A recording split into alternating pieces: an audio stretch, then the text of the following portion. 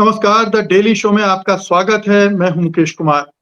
दोस्तों, मोदी सरकार और संघ परिवार बांग्लादेशी हिंदुओं को लेकर जिस तरह से प्रतिक्रियाएं कर रहे हैं, उससे बहुत ही खतरनाक स्थिति निर्मित हो सकती है। संघ परिवार के लोगों की भड़काऊ प्रतिक्रियाएं बांग्लादेशी हिंदुओं को और भी खतरे में डाल सकती हैं।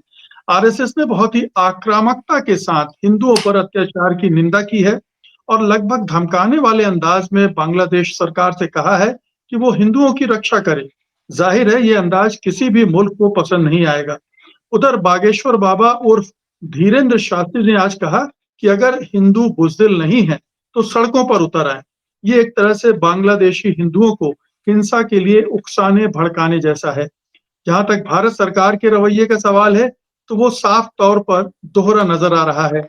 विदेश मंत्री जयशंकर बांग्लादेशी हुकूमत को पाठ पढ़ा रहे हैं कि अल्पसंख्यकों की सुरक्षा उसकी जिम्मेदारी है, मगर बांग्लादेश ने उनसे कहा है कि पहले आप अपने अल्पसंख्यकों के प्रति जिम्मेदारी पूरी करें, फिर हमें नसीहत दें। पिछले 10 साल में अल्पसंख्यकों के मामले में भारत का रिकॉर्ड बहुत खराब रहा है, खराब हो गया है। खास तौर पर मुसलमानों पर लगातार हमले हुए हैं, उनकी मॉब लिंचिंग हुई है, उनके धर्म स्थलों को निशाना बनाया गया है, उनके घरों पर बुलडोजर चलाए गए हैं और उन्हें जेल में ठूसा भी गया है। अमेरिका, यूरोपीय यूनियन और कई अंतर्राष्ट्रीय संगठनों ने बाकायदा इस पर रिपोर्टें जारी की हैं। ऐसे में जयशंकर की सीख ऐसी है जैसे चलनी सूपा से कहे तेरे में छेद। हालांकि भारत के हिंदुत्ववादी बांग्लादेश में सत्ता परिवर्तन के समय से ही भड़के हुए थे, मगर हाल में इस्कॉन के साधु चिन्मय दास की गिरफ्तारी के बाद वे और भी उत्तेजित हैं और भड़काऊ बयानबाजी पर उतारू हो गए हैं। चिन्मय दास को उनकी अनुशासनहीनता की वजह से इस्कॉन पहले ही निकाल चुका था। उनसे बच्चों से दूर रहने के लिए भी कहा गया था, मगर वो माना नहीं। उधर हिंदुओं के एक हमले में मुस्लिम वकील के मारे जाने के बाद बांग्लादेश के कट्टरपंथी मुस्लिम भी उबले हुए हैं। वे इस्कॉन पर प्रतिबंध लगाने की मांग कर रहे हैं। बांग्लादेशियों को भी लग रहा है कि भारत हिंदुओं के जरिए उनके देश में अस्थिरता पैदा करना चाहता है और शेख हसीना का भी वो इस्तेमाल कर रहा है।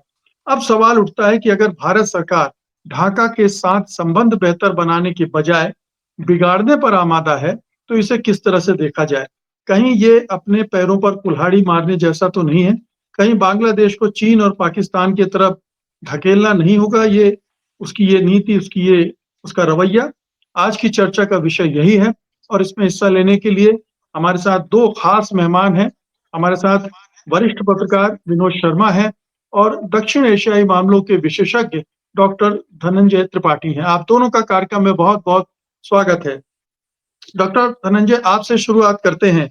ये जो भारत सरकार कर रही है बांग्लादेश को लेकर और जो हमारे यहाँ के कट्टर हिंदुत्ववादी संगठन जिस तरह से प्रतिक्रिया कर रहे हैं, ये बांग्लादेश में हिंदुओं के लिए कितना हितकारी है? देखिए, दक्षिण एशिया के बारे में एक चीज हम लोग कहते हैं कि ये पोस्ट कॉलोनियल नहीं, पोस्ट पार्टीशन रीजन भी है। और दक्षिण एशिया पूरी तरह से कल्चरली, इकोनॉमिकली हम कनेक्टेड नहीं है। हमारा इकोनॉमिक ट्रेड बहुत कम है। पॉलिटिकली हमारे अंदर बहुत सारे डिफरेंसेस, लेकिन कल्चरली हम एक दूसरे से बड़े कनेक्टेड हैं। और कुछ भी किसी भी देश के अंदर कल्चरल इश्यूज पे, सोशल इश्यूज पे कुछ होता है तो उसका एक रिपरकशन, उसका एक रिएक्शंस आपको रीजन के अंदर भी देखने को मिलेगा। तो जिस तरीके की चीजें हिंदुस्तान में, जैसे आपने खुद भी कही, जो चल रही थी, उसका एक रिएक्शन भी और तमाम देशों में चल रहा था। और ये भी कहा जाता है कि वन टाइप ऑफ कम्युनलिज्म दूसरा टाइप का कम्युनलिज्म को हमेशा हेल्प करता है। तो अब जिस इस तरीके की चीजें इंडिया की तरफ से बड़े पैमाने पे जाएंगे, और खास करके अगर आप पूरा ये आंदोलन देखें, हालांकि उसके ऊपर मेरे अपने कुछ क्रिटिकल पॉइंट्स है जो आंदोलन वहां पे चला, उस आंदोलन में कहीं ना कहीं कट्टरपंथी संगठन भी थे और इंडिया को भी टारगेट किया गया था। अब जब वहां पर एक हर देश के पास अपना एक सॉवरेनिटी राइट्स होता है और वहां पे उनके कोर्ट्स भी हैं, उनके इंस्टीट्यूशंस भी हैं, और ऐसा नहीं है, वहां पे बड़ी संख्या में माइनॉरिटी है, हिंदू माइनॉरिटी 7 से 8% के करीब है। तो अब वहां पे अगर कुछ ऐसी चीजें होंगी और यहाँ से एक रिएक्शन जाएगा, खासकर एक ऐसे समय में जहाँ पे शेख हसीना भी इंडिया में है अभी भी, तो उसका जो वहां के कट्टरपंथी संगठन है वो उसको अलग तरीके से ट्रीट करेंगे, और ज्यादा टारगेट किलिंग कर सकते हैं, और ज्यादा टारगेटेड चीजें हो सकती हैं। तो भारत, क्योंकि भारत एक बड़ा देश भी है पूरे दक्षिण एशिया के अंदर, तो भारत की तरफ से क्या प्रतिक्रिया आ रही है ये बहुत महत्वपूर्ण है। और मामला काफी सेंसिटिव है बांग्लादेश के अंदर, क्योंकि पिछले कई समय से, 1 2 3 महीने से वहां पर लगातार पॉलिटिकल चीजें टर्न आउट अलग अलग तरीके का हो रहा है। तो उसमें जो बयानबाजी है वो थोड़ी संभल के करनी चाहिए। सरकार को थोड़ा इस पे अपना रवैया को और स्पष्ट करना चाहिए। और अगर देखिए, इंडिया के अंदर भी तमाम सारे ऐसे इश्यूज लगातार होते रहे, और पाकिस्तान पे इस पे बोलता रहा है, और भी देश बोलते रहे हैं। आपने कहा कि यूरोपीय संघ, यूएस कांग्रेस के अंदर ये बातें उठी है, तो मेरे ख्याल से ये जो इश्यूज है ये साउथ एशिया के लिए बड़ा क्रिटिकल है। जैसे मैंने कहा, पोस्ट पार्टीशन रीजन भी है, और वो सेंसिबिलिटीज कहीं ना कहीं है हर देश में, पॉलिटिकल पार्टीज के अंदर, तमाम जगह पर। तो इस स्थिति में जब वहां पर थोड़ा कट्टरपंथी भी हावी है, भारत की तरफ से क्या बयानबाजी हो रही है, आप अपनी डोमेस्टिक कॉन्स्टिट्युएंसी के लिए आप कुछ भी करते रहिए, लेकिन उसका एक निगेटिव असर उन देशों पे पड़ेगा। वहां के जो कट्टरपंथी संगठन है उसको अपनी डोमेस्टिक पॉलिटिक्स के लिए इस्तेमाल करेंगे। तो और इससे आप भला नहीं, मेरे ख्याल से और बुरा ही कर देंगे। तो इसमें एक संतुलन बनाने की आवश्यकता है, जो अभी तक नहीं देखने को मिल रहा है। जी, विनोद जी, आप इसको किस तरह से देखते हैं? देखिए, बांग्लादेश हो, पाकिस्तान हो, ये उतने ताकतवर, उतने बड़े मुल्क नहीं हैं, जहां जिनकी प्रतिक्रिया भारत को उस तरह से प्रभावित करती रही हो या भारत उनसे खुद को खतरा महसूस करने लगे। लेकिन अगर भारत सरकार इस तरह से पेश आती है, तो बांग्लादेश में एक असुरक्षा की भावना पैदा होना लाज़मी है, क्योंकि वो ये देख रहा है कि शेख हसीना को जिस तरह से समर्थन मिला दिल्ली का, और फिर हिंदुस्तान में वो शरण भी ले रखी हैं। ये सारा, ये जो पूरा खेल चल रहा है, ये बांग्लादेश के अंदरूनी हालात को, वहाँ के हिंदुओं को, मुसलमानों को किस तरह से प्रभावित कर रहा है? देखिए, ऐसा अनेक तरह से प्रभावित कर रहा है, मुसलमानों को भी कर रहा है और हिंदुओं को भी कर रहा है, दोनों मुल्कों में। बदकिस्मत ये है कि तात्कालीन सरकार हमारी बांग्लादेश को अब दूसरा पाकिस्तान समझने लग गई है। पहले उसके पास एक पाकिस्तान होता था, जहां पर अंदर के अपवाद वो एक्सप्लॉइट करती थी हमारी डोमेस्टिक पॉलिटिक्स में। आज के दिन बांग्लादेश और पाकिस्तान के भीतर के जो इंटरनल अपवाद हैं, उनको उन्होंने उचित समझ रहे हैं कि उसको अपनी स्थानीय राजनीति के लिए एक्सप्लॉइट करें। और मेरा ये मानना है कि इसमें जो आग में घी का काम हो रहा है, वो शेख हसीना की बयानबाजी हिंदुस्तान से।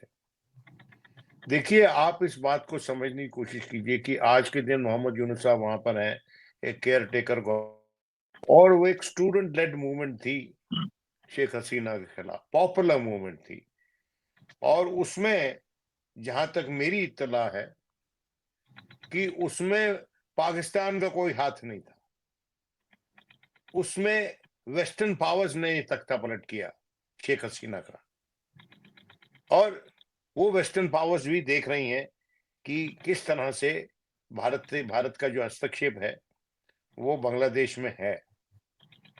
वहां पर जो बताया जाता है कि वहां पर अमेरिका और ब्रिटेन, इन दोनों ने एक पेंसर मूवमेंट कर कर वहां पर शेख हसीना का तख्ता पलटा है। और शेख हसीना का वाद विवाद प्रत्यक्ष रूप से अमेरिका के साथ हो रहा था, क्योंकि वहां पर जो एक टापू है उसके ऊपर जो डिस्प्यूट है, उस पे उन पर खुले तौर पे वो आपस में डिसएग्री कर रहे थे एक दूसरे के साथ। मुझे समझ नहीं आ रहा कि ऐसी स्थिति में जो रोल हमारे विदेश मंत्रालय को, डिप्लोमेटिक, हमारे जो डिप्लोमेट्स हैं उनको निभाना चाहिए, कि वो निभा रहे हैं कि नहीं निभा रहे हैं। देखिए, फॉरेन पॉलिसी विशिएट हो जाती है if it becomes N intrinsic part of your domestic politics. अगर आप उसका इस्तेमाल अपनी डोमेस्टिक पॉलिटिक्स में अपनी बढ़त हासिल करने के लिए कर रहे हैं, तो आपकी फॉरेन पॉलिसी जो है वो विशिएट हो जाती है। वो आपको प्रत्यक्ष रूप से मार्गदर्शन नहीं कर पाती है, जो कि किसी भी राष्ट्र को चाहिए होता है दूसरे मुल्कों के साथ रिश्ते बनाने के लिए या बचा के रखने के लिए। अब आप देख लीजिए एग्जाम्पल, ये पहला एग्जाम्पल नहीं है, दूसरा है मालदीव्स में जो हुआ, जो हमारा और मालदीव्स का जो डिस्प्यूट हुआ, उसके बाद अच्छा है कि उन्होंने रियर गार्ड एक्शन करके हमारी डिप्लोमेसी में उनसे रिश्ते ठीक कर लिए। लेकिन हमको ये नहीं सोचना भूलना चाहिए कि ये जो मुल्क हैं इनके पास ऑप्शंस हैं। ये बात सच है कि भारत एक बड़ा मुल्क है इस खित्ते में, और वो चाहेंगे कि, और भारत के साथ उनका जो ट्रेड है, भारत के साथ जो रिश्ते हैं, वो उनके मफाद में काम करते हैं, उनको फायदा होता है उससे। लेकिन ये समझ लेना कि उन लोगों के पास ऑप्शन नहीं है, मैं समझता हूं ये मूर्खता होगी। मालदीव के पास भी ऑप्शन है और बांग्लादेश के पास भी ऑप्शन है। वो ऑप्शन है चाइना।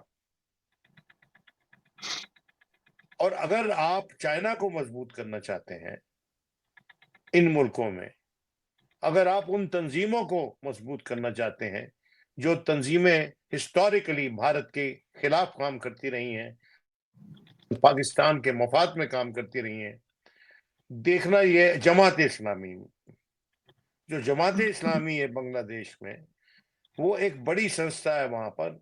एक जमाने में उसकी कोई इलेक्टोरल वजूद नहीं था, लेकिन उसमें वो स्ट्रीट्स को स्टर अप करने के लिए जो उसमें तत्परता थी, उसमें जो उसकी जो संभावनाएं थी, वो सक्षम थी, वो कर लेती थी। और वो जो है, वो संस्था जो है आइडियोलॉजिकली ड्रिवन है भारत के खिलाफ। और वो एक बात और समझ लीजिए कि बांग्लादेश में पाकिस्तान और हिंदुस्तान हमेशा एक बड़े स्तर पर उनकी डिप्लोमेटिक प्रेजेंस भी रही है। और जब मैं ये कहता हूं कि उनके बड़े स्तर पर डिप्लोमेटिक प्रेजेंस रही है, तो मेरा तात्पर्य ये है कि हमारे जो इंटेलिजेंस के स्टेशंस हैं वहां पर, वो बड़े हैं, उनका विस्तार है काफी। और उनमें, और बांग्लादेश से एक जमाने में मैक्सिमम वीजाज इशू हुआ करते थे फॉर इंडिया, और आज भी शायद वैसा है या नहीं है, शायद कम हो गए हो पहले से। लेकिन इस सब डिस्प्यूट्स के चलते मोहम्मद यूनुस की सरकार से मैं ये मानता हूं कि शॉर्ट टर्म गेन्स के लिए, शॉर्ट टर्म पॉलिटिकल गेन्स के लिए भारत के लॉन्ग टर्म मफाद का ध्यान नहीं रखा जा रहा। साउथ एशिया में, साउथ एशिया में हम पावर हैं, साउथ एशिया में हम पिवट हैं, लेकिन हम सिंगुलरली पिवट नहीं है साउथ एशिया में। साउथ एशिया का जो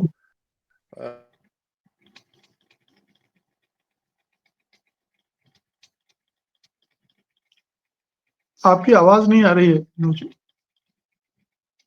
आपकी आवाज नहीं आ रही जी। कि जो आप पूरा रिपीट साउथ करना एशिया पड़ेगा में, आपको जी। मैं ये कह रहा हूं कि चाइना के लिए आप ऐसी स्थिति बना रहे हैं साउथ एशिया में कि वो साउथ एशिया का माहौल, साउथ एशिया का पॉलिटिक्स, साउथ एशिया में जो और मुल्कों की इक्वेशंस हैं एक दूसरे के साथ, पाकिस्तान, बांग्लादेश, इंडिया, उसको इन्फ्लुएंस कर सके। तो इस एक तरह से आप अपने प्रतिद्वंदी की मदद कर रहे हैं और आप हिंदुओं को नहीं बचा रहे। मैं समझता हूं कि हिंदुओं को बड़े खतरे में धकेल रहे हैं। या तो इनका ये सोचना है कि आप हिंदुओं के लिए दरवाजे खोल देंगे कि आ जाए, हिंदू जितने आना चाहते हैं बांग्लादेश से भारत आ जाए।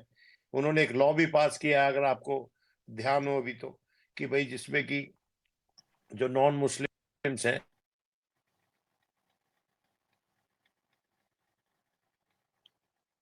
से पेच है इसमें, और अभी बड़ी कॉम्प्लिकेटेड सिचुएशन है जिसको कि बड़ी जुडिशियसली हमारा फॉरेन ऑफिस हैंडल नहीं कर रहा है। ये मेरी राय है, सरकार के दबाव के कारण शायद नहीं कर रहा है। बिल्कुल। लेकिन धनंजय जी, मैं ये समझना चाहता हूँ कि बांग्लादेश के हिंदुओं को जो मैसेज भारत सरकार दे रही है, कि जो कि हम सब जानते हैं कि हिंदुत्ववादियों की सरकार है, और जो हिंदुत्ववादी संगठन दे रहे हैं, उसको वो किस तरह से रिसीव कर रहे होंगे? उनके हौसले बढ़ रहे होंगे। उन्हें लग रहा है कि हम कुछ भी कर सकते हैं, वो भिड़ जाएँगे। अननेसेसरी में हिंसा, और वो जो चैलेंज करने लगेंगे अगर दूसरे पक्ष को, तो ये हिंसा का माहौल और बढ़ता जाएगा। देखिए, मेरे ख्याल से वहाँ पे कुछ हिंदू संगठन है और पिछले समय में उनकी तरफ से बयान भी आया था कि भारत इसमें हस्तक्षेप ना करे और यहाँ के संगठन ना बोले हमारे हिंदुओं पर, बांग्लादेश के हिंदुओं पर, हम इसको अपने हिसाब से टैकल करेंगे। जैसे विनोद जी कह रहे थे, वहां पर देखिए तंजीमें हैं, प्रो पाकिस्तान तंजीम्स भी है और इस्लामिक ऑर्गेनाइजेशंस भी हैं। जब आप ऐसी बातें करते हैं, इंडिया की तरफ से जब ऐसी बातें होती हैं, खास करके जो यहाँ के अपने हिंदू संगठन है, कट्टरपंथी हिंदू संगठन है, तो उसका उनको फायदा मिलता है। वो अपने आप को मोबिलाइज करते हैं इन्हीं सारी चीजों पर, और इससे वहां पर खतरा ज्यादा बढ़ता है। मुझे नहीं लगता कि बांग्लादेश के अंदर इस तरीके के वहां पे हिंदू संगठन है या कुछ ऐसी चीजें हैं कि वो एक बड़े पैमाने पर मोबिलाइजेशन हो सकता है। उसका एक विपरीत जो होगा कि जो हिंदुओं के खिलाफ जो ये अटैक्स है वो बढ़ सकते हैं और लॉ एंड ऑर्डर सिचुएशन वहां पर और भी खराब हो सकती है। दूसरा, भारत सरकार के पास बहुत लिमिटेड ऑप्शंस हैं। एक तो ये बड़ी क्रिटिकल बात है कि शेख हसीना अभी भी हिंदुस्तान में है और इसको भी बांग्लादेश की राजनीति के अंदर बार बार इस्तेमाल किया जा रहा है। दूसरी बात, जो चाइना का प्रश्न है वो भी एक जीता जागता और बहुत बहुत एक प्रोमिनेंट क्वेश्चन अभी साउथ एशिया के अंदर है, जहां पर भी इंडिया की तरफ से कुछ भी खामियां हो रही है उसको वो हमेशा बढ़ चढ़ करके चाइना भरने की कोशिश करता है, और उसमें इन सिचुएशंस को वो यूटिलाइज कर सकते हैं बहुत प्रॉपर ढंग से।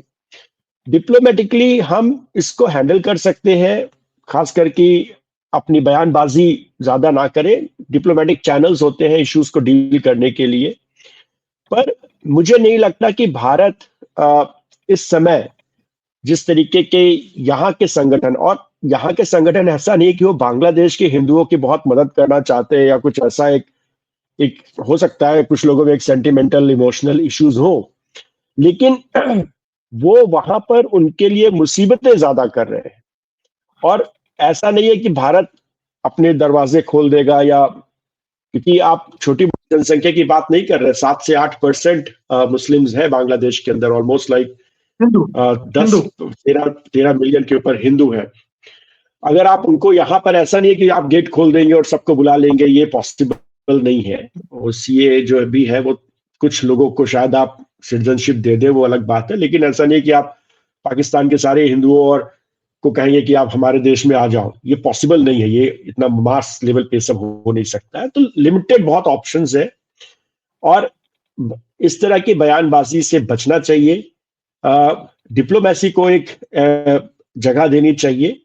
और अगर आप देखें तो कुछ पॉजिटिव चीजें भी हुई है भारत और बांग्लादेश के बीच में। ऐसा नहीं कि यूनुस के आने के बाद कुछ किसी तरह का इंटरेक्शन ही नहीं हुआ है। अभी नेपाल, भारत और बांग्लादेश के बीच में इलेक्ट्रिसिटी का समझौता भी हुआ है। तो ये जो पॉजिटिव मूव्स है, और हमने देखा कि मालदीव्स के साथ एक रिश्ते में खटास आई, लेकिन उसको वापस ट्रैक पे लाया गया बहुत समझदारी के साथ। तो ये समझदारी दिखाने का समय है, और वहां पर इस तरीके के कट्टरपंथी संगठन बहुत कुछ करेंगे अभी। ये तो क्योंकि उनके पास तो भी एक तरह का पावर भी है, तो इससे हमें उलझने के बजाय इसको हमें थोड़ा ठीक ढंग से इसको हैंडल करना पड़ेगा। और मैं ये साफ तौर पे मानता हूं कि अगर आप वहां पे हिंदुओं की मदद भी करना चाहते हैं, तो जिस तरीके से आप उसको अपनी डोमेस्टिक पॉलिटिक्स के अंदर इस्तेमाल कर रहे हैं, हमें समझना पड़ेगा कि वहां के जो कट्टरपंथी संगठन है वो भी उसको अपने डोमेस्टिक पॉलिटिक्स के लिए इस्तेमाल करेंगे, और इसका सीधा सीधा फायदा चाइना और पाकिस्तान को होगा, क्योंकि उससे उनके हाथ मजबूत होते हैं। वो चाहेंगे कि इस तरह के एलिमेंट्स जो एंटी इंडिया एलिमेंट्स है वो स्ट्रेंथन हो, और पॉलिटिक्स में स्ट्रेंथन हो, कट्टरपंथी संगठन स्ट्रेंथन हो, और उससे वो जो एंटी इंडिया अपनी पॉलिसीज हैं वो वहां पे इंप्लीमेंट कर सके। तो ये एक दक्षिण एशिया, एक नया तरीके का दक्षिण एशिया, ये पुराना वाला नहीं रह गया। इससे मैं विनोद जी से बिल्कुल सहमत हूं। और चाइना के पास वो एक बड़ी ताकत ही नहीं, बहुत पैसा भी है, ये भी एक बहुत रेलिवेंट बात है। और चाइना इस तमाम सारे साउथ एशियन मुल्कों में वो पैसा लगा भी रहा है, और भारत और चाइना का जो कंपटीशन है साउथ एशिया के अंदर, वो छुपी हुई बात नहीं है, वो बहुत ऑब्वियस सी बात है। आप नेपाल के अंदर देखिए, वो एक तो हिंदू राष्ट्र था एक समय में, अभी भी वहां पे मेजॉरिटी हिंदू है, लेकिन वहां पर भी चाइना का एक मेजर रोल है। अगर आप पाकिस्तान के अंदर देखें तो उनका ऑल वेदर फ्रेंडशिप रही है, मालदीव्स के अंदर है, श्रीलंका के अंदर है, और बांग्लादेश नेपाल को के अंदर, कुछ समय पहले तक नेपाल माना में जाता था, नेपाल के अंदर है जी, और बांग्लादेश को माना जाता था कि भारत का जो most trusted ally South Asia के अंदर है वो बांग्लादेश है। लेकिन अगर इस तरीके की स्थिति चलेगी तो वो मोस्ट ट्रस्टेड अलाई से एक अलग कैटेगरी में चला जाएगा। तो मेरे ख्याल से साउथ एशिया की स्थिति काफी नाजुक है, और भारत को ये चाइना के लिए इसमें और जगह खोलने की आवश्यकता नहीं है। जो यहाँ पे हमारे अपने डोमेस्टिक पॉलिटिकल इश्यूज हैं, हमें उनको अपने हिसाब से डील करना चाहिए, पर आप वहां पे मदद नहीं कर रहे हैं, वहां पे आप चीजों को और खराब कर रहे हैं वहां की माइनॉरिटी के लिए। जी विनोद जी, आखिरकार भारत किस मुंह से कह सकता है कि आप अपने अल्पसंख्यकों की रक्षा कीजिए? आपका रिकॉर्ड इतना खराब हो चुका है पिछले 10 सालों में, इतनी सारी घटनाएं हो चुकी हैं और हो रही हैं, हर दिन हो रही हैं, हर दिन धमकियां दी जा रही हैं, उनका इकोनॉमिक बायकॉट होता है, उनके रिलीजियस प्लेसेस पर हमले होते हैं, कब्जा करने की कोशिश होती है, उनको गिराया जाता है, बुलडोजर चलाए जाते हैं, ये सब हो रहा है। और हमारे प्रधानमंत्री तक कहते हैं कि उन्हें तो कपड़ों से पहचान सकते हैं, और अभी पूरे चुनाव प्रचार के दौरान लोकसभा के उन्होंने जो जो कुछ कहा, वो पूरी सरकार के इस चरित्र को उजागर करता है कि वो कितनी एंटी माइनॉरिटी। ऐसे में किस मुंह से आप बांग्लादेश को नसीहत दे रहे हैं? दे रहे हैं भाई।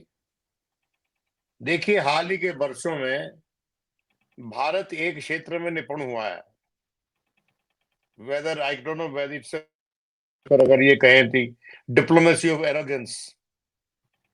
अब डिप्लोमेसी में तो एरोगेंस नहीं होनी चाहिए, that's the art of the impossible.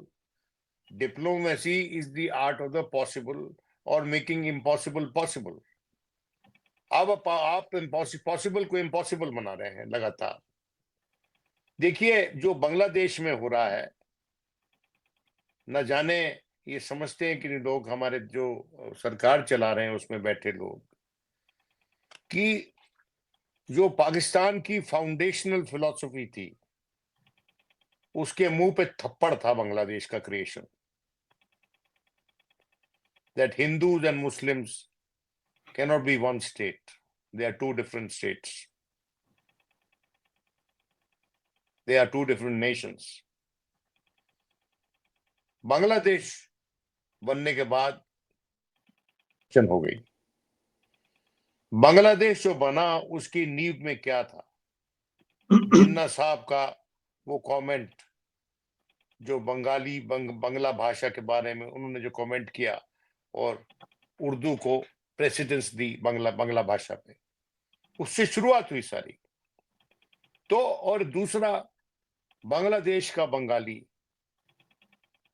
उतना ही संजीदा, उतना ही परसेप्टिव है जितना कि हमारे बंगाल के लोग। इन दोनों में जो एक इंटरेक्शन है दोनों साइड्स में, जैसे कि अभी जब भी कोई वहां बड़ी आपदा आती है तो फट से आप देखते होंगे कि ममता बनर्जी कुछ ना कुछ ऐसा बयान देती है जिससे कि संवेदना प्रकट कर सके बांग्लादेशी बंगालियों के लिए। और उसी तरह से उन्होंने इस बात पे भी एतराज जताया, जो वहां पर इस्कॉन प्रीस्ट है, कि उनके साथ जो बर्ताव हो रहा है वहां, उसमें क्या सच्चाई है क्या गलत है मैं नहीं जानता हूं, मेरे पास कोई व्यक्तिगत नॉलेज नहीं है।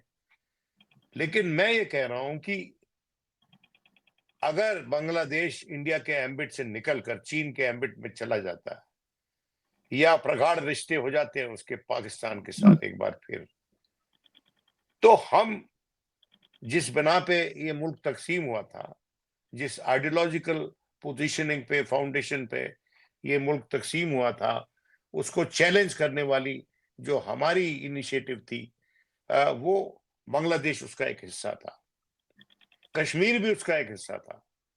कि भारत का ये क्लेम था कि ये कश्मीर जो है, जो कि मुस्लिम मेजॉरिटी नेशन है, कंट्री सॉरी, जो मुस्लिम मेजॉरिटी प्रांत है भारत का, वो भारत का हिस्सा हो सकता है, भारत का हिस्सा हो रहा वो मुस्लिम मेजॉरिटी प्रांत, बावजूद इसके कि धर्म की बिना पर पाकिस्तान हासिल किया गया मोहम्मद अली जिन्ना द्वारा।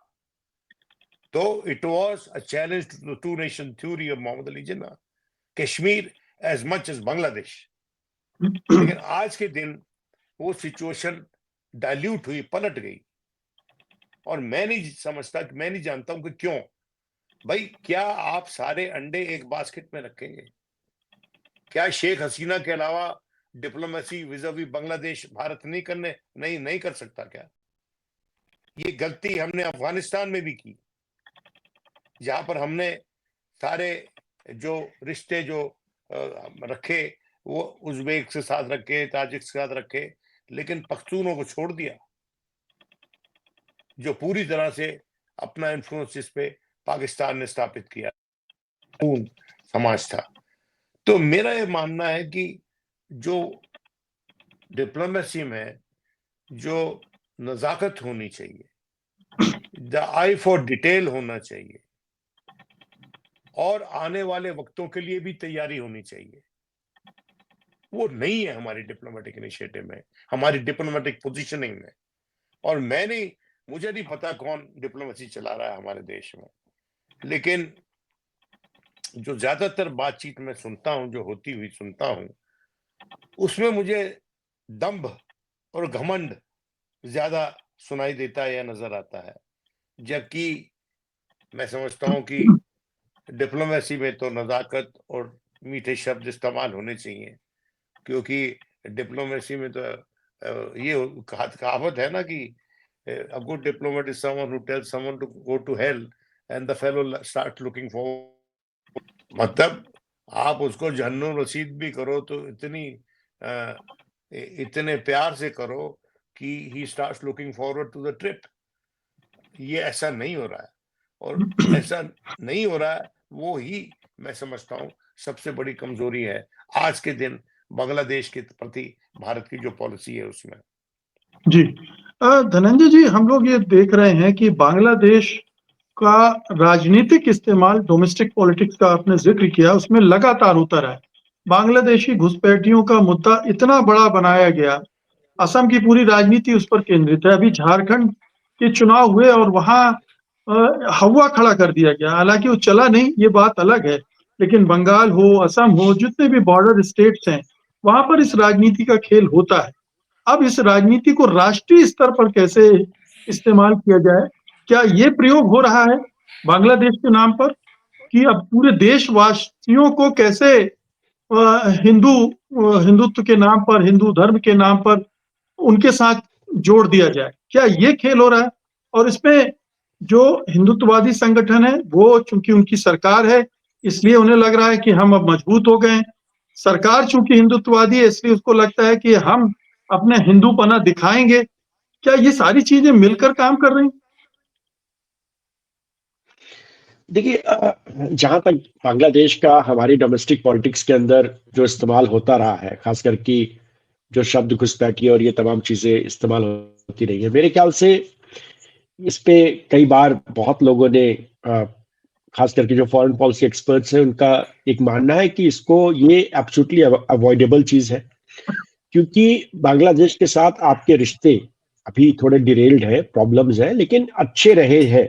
अगर साउथ एशिया के अंदर, जैसा मैं कह रहा था कि बहुत बेहतर संबंध बांग्लादेश के साथ थे, तो उस समय भी ऐसे चीजों का नेशनल पॉलिटिक्स के अंदर इस्तेमाल किया गया, और वो अवॉइडेबल है, वो नहीं करना चाहिए।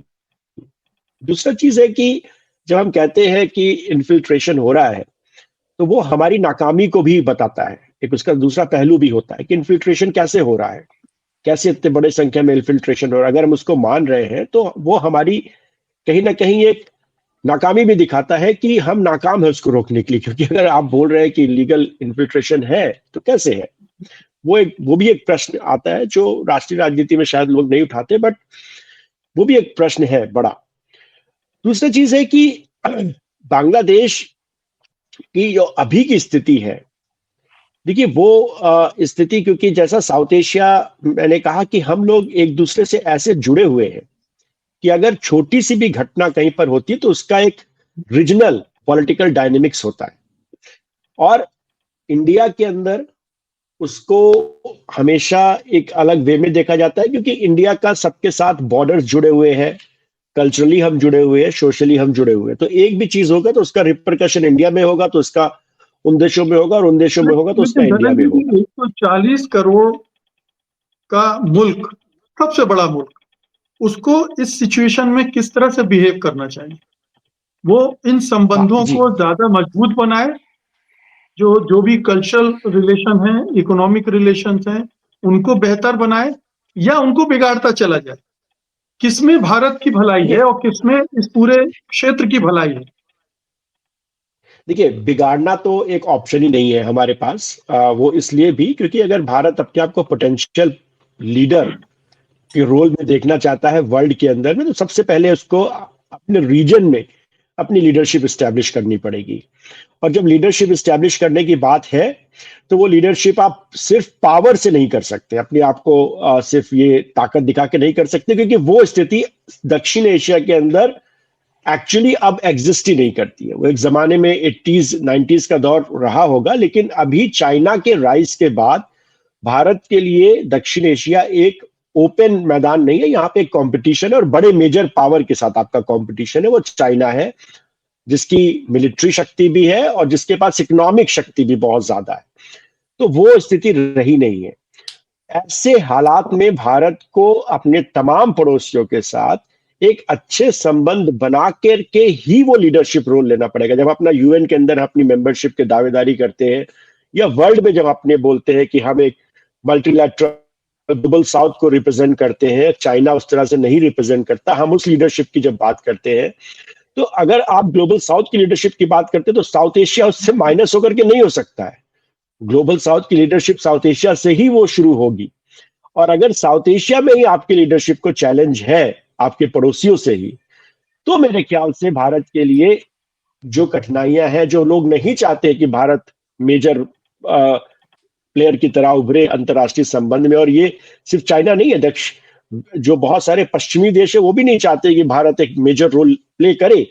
उनके लिए बहुत अच्छा है कि ये अपने ही रीजन के अंदर उलझे रहे, यहाँ पे तू मैं कुछ कुछ इश्यूज पे झगड़े होते रहे भारत के साथ, तो उनको ये सूट करता है। तो भारत को अपना जो डिप्लोमेटिक रवैया है दक्षिण एशिया के अंदर बहुत बदलने की जरूरत है। हम इसे अपने डोमेस्टिक पॉलिटिकल लेंस से नहीं देख सकते, और अगर हम देखते रहेंगे तो हमारा नुकसान दक्षिण एशिया के अंदर लगातार होता रहेगा। और ये चीज दुर्भाग्यवश पिछले 10-15 सालों में काफी मजबूत हुई है कि जो पड़ोसी मुल्क हैं उनको लगता है कि भारत उनको एलिनेट करने का कोशिश कर रहा है, और वो चाइना की तरफ ज्यादा झुक रहे हैं।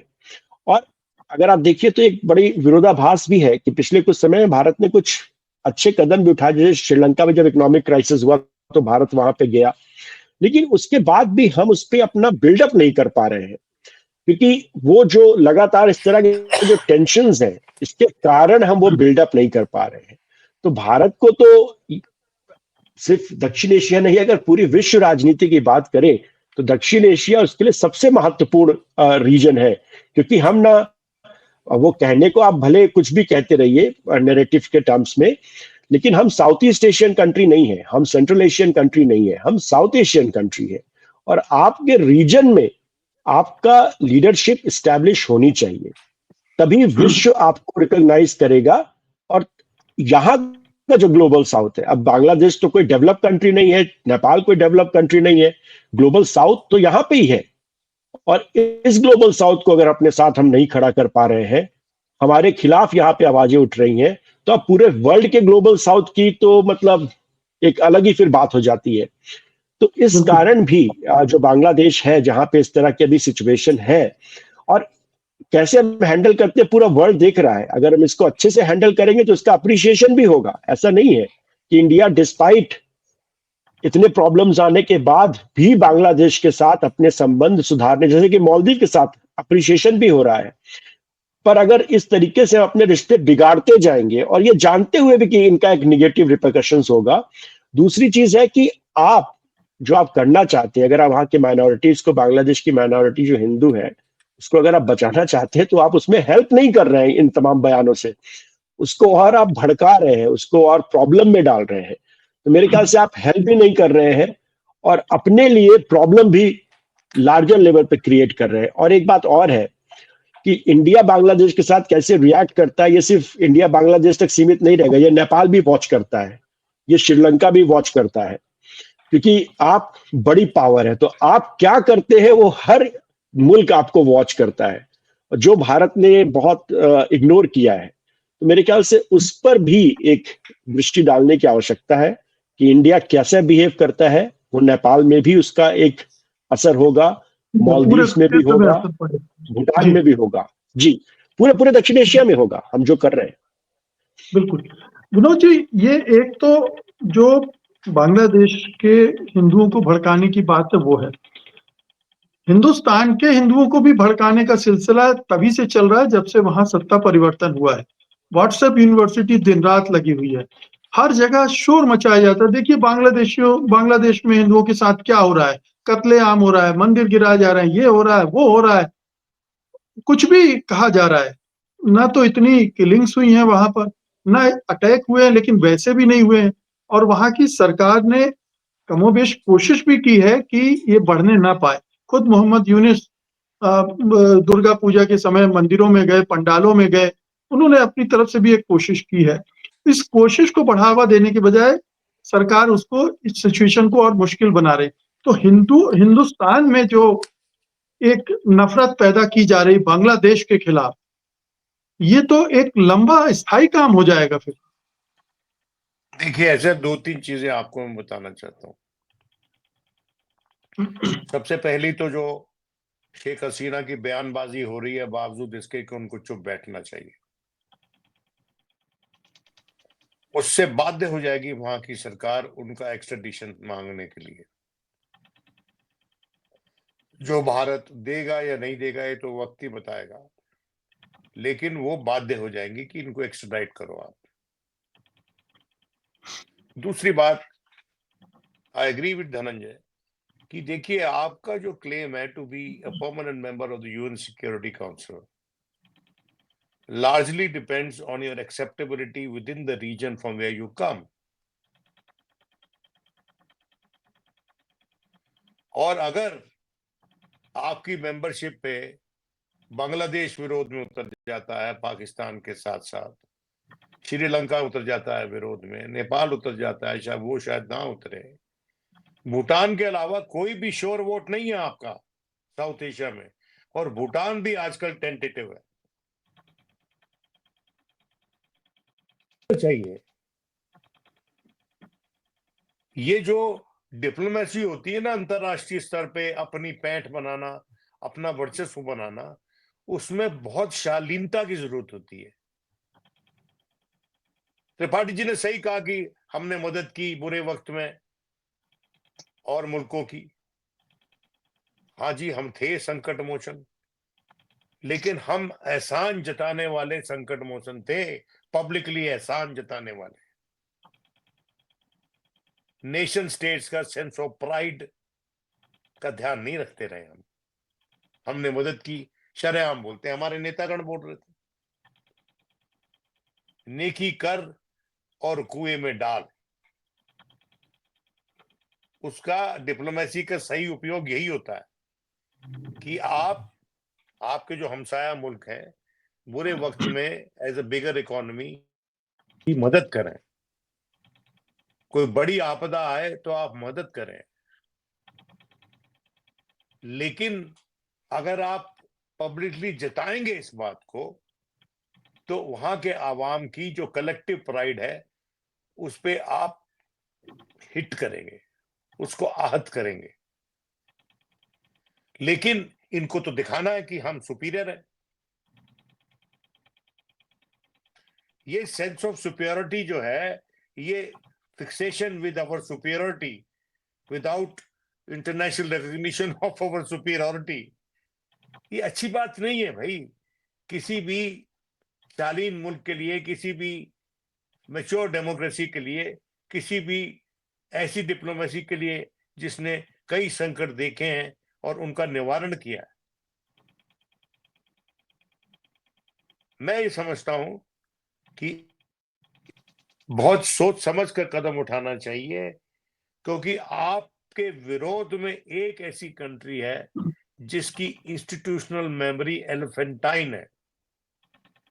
तो और मुल्क अगर भूल भी जाएंगे तो उनको याद करवाते रहेंगे, जताते रहेंगे। उस कंट्री का नाम है चाइना, और चाइना और पाकिस्तान की ऑल वेदर फ्रेंडशिप है। और जो श्रीलंका है, उसमें लगातार इंटरेक्शन है चाइना का उनके साथ। श्रीलंका हमारे दबाव में कई बार चाइना को रोक देता है, लेकिन फिर परमानेंटली नहीं रोक पाता है वो, क्योंकि उसको भी पता है कि हमारे यहाँ जिस तरह की व्यवस्था है आज के दिन, वो उनको अपसेट या अनसेटल कर सकती है वहां पर दूसरे कंट्रीज में रिजीम्स को। तो मेरा ये मानना है कि इस पे एक बैठक बुलानी, पार्टीज मिलकर बैठे। देखिए, foreign policy is a national endeavour, it is not a partisan endeavour of a political party. बिल्कुल। और as a national endeavour, foreign policy को आप बनाएं, सजाएं, एक्सेप्ट करवाएं अपने देश में और फिर अपने खित्ते में और दुनिया में।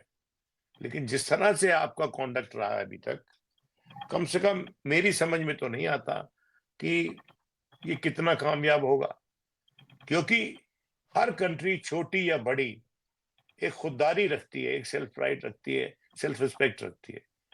और अगर आप, if you have the diplomacy of catching collars of the people in the region, और ये जताने के लिए कि हमारा वर्चस्व है, तो वो अच्छा नहीं है लॉन्ग टर्म में। और मैं समझता हूं कि कोई ना कोई व्यक्ति सरकार के ये जताएगा, बताएगा कि ये मत करें आप। लेकिन जी, अगर ऐसा होता रहा तो इसका अंजाम बहुत ज्यादा भारत के लिए अच्छा नहीं होगा। बिल्कुल।